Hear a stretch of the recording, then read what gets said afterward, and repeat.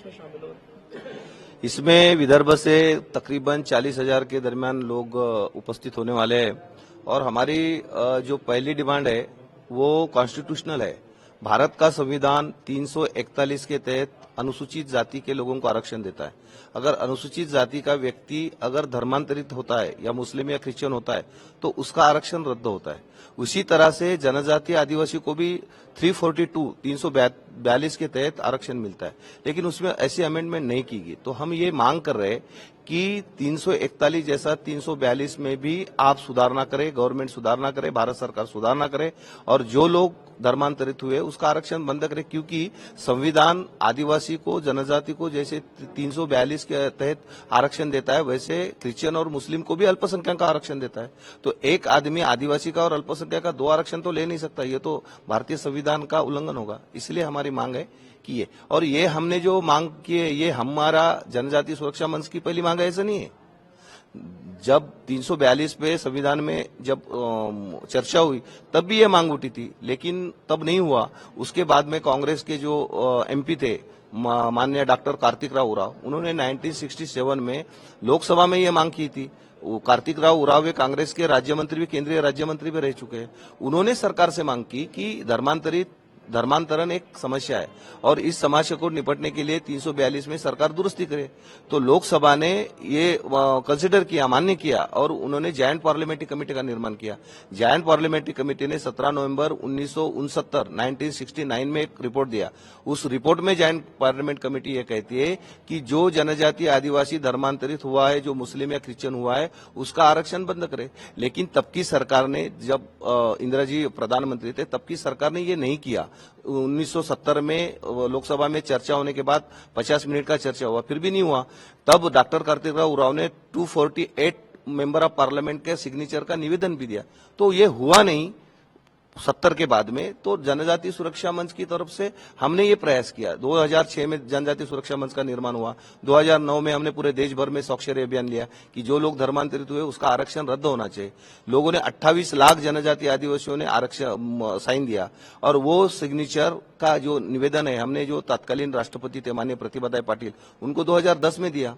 2020 से हमने जो कलेक्टर है ऐसे 288 जिलों में से हमने देश के राष्ट्रपति और प्रधानमंत्री को निवेदन भेजा है।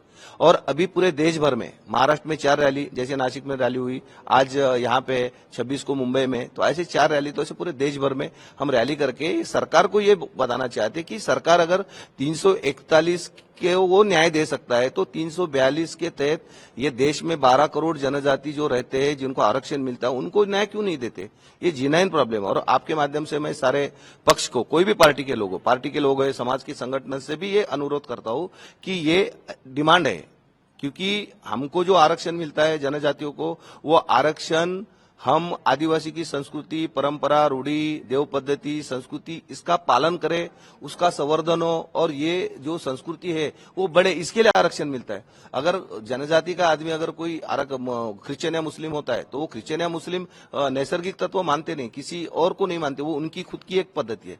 तो धर्मांतरित जनजाति आदमी, आदिवासी का वो भारतीय संविधान का जो आरक्षण दिया है उसका बेसिक कंसेप्ट जो है उसका पालन नहीं करता, तो इसके लिए वो रद्द होना चाहिए। और वो जिनको धर्मांतर करना है उनको अल्पसंख्यक का आरक्षण देना चाहिए। हमारी ये मांग है। तो ये मांग के लिए हम आज सारे लोग आ रहे हैं। और एक साथ साथ हम जब जन जागरण किए तो गांव में हमने ग्राम सभा का ठहराव भी लिया। तकरीबन 17,000 के ऊपर ठहराव हमारे पास है। तो वो ठहराव और हमारा निवेदन राज्यपाल, राष्ट्रपति और प्रधानमंत्री को देंगे और रिक्वेस्ट करेंगे कि सरकार 342 में सुधार करे और जो आदमी हमारे देव का नहीं, हमारे महादेव का नहीं, वो हमारा जात का नहीं, उसको आरक्षण नहीं मिलना चाहिए। ये हमारी डिमांड है। मैं प्रकाश गेड़ामू, जनजाति सुरक्षा मंच विदर्भ के ओर से हूँ, गढ़चिरौली में रहता हूँ। जाति की सुविधा जो संवैधानिक में मिलता है वो उनको नहीं मिलता है, तो हमारे यहाँ वैसा नहीं है। क्यों नहीं होगा? क्योंकि जब भारत जब एक है और सभी लोग एक समान बराबर हैं तो सारे जगह भी उसी हिसाब से निर्णय होना चाहिए। जब उनको धर्म परिवर्तन किए हुए लोगों को ये आरक्षण या बाकी चीजों की सुविधा नहीं है तो यहाँ भी वैसा होना चाहिए, जो नहीं है। इतने ना मांग है।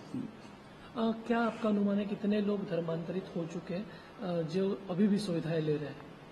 लगभग 1-2 करोड़ होंगे। 2 करोड़ होंगे।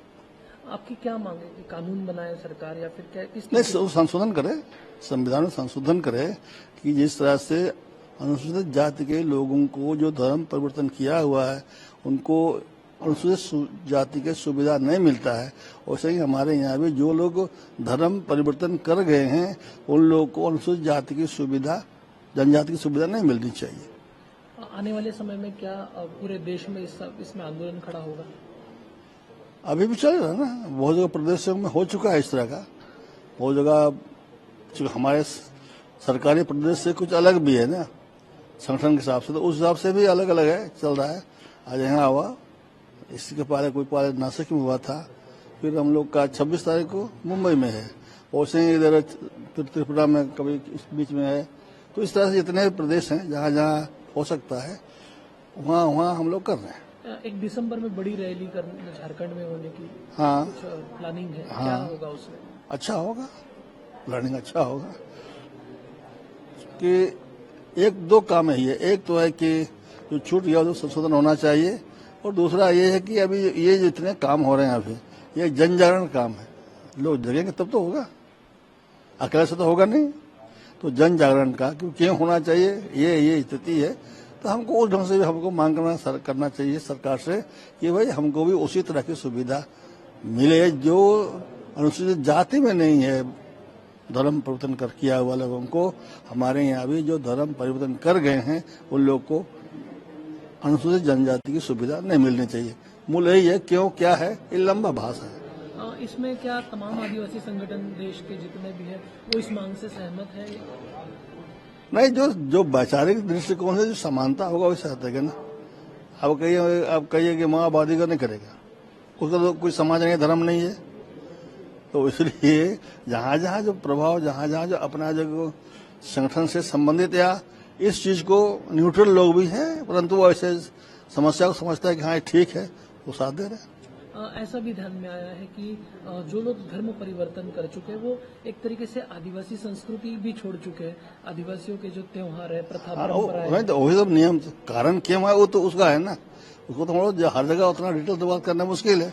उसमें संविधान में जो आरक्षण बना है 342 में लिखा हुआ है आरक्षण किसके लिए, तो उसका ये क्राइटेरिया है, लेकिन उसमें ये नहीं कहा गया कि जो धर्म परिवर्तन कर गए हैं, जो लोग संस्कृति, परंपरा, रीति रिवाज, पुराना विश्वास बाकी छोड़ दिए हैं, उन लोगों को नहीं मिलेगा, ये नहीं है, इसको जोड़ना है, इतना ही।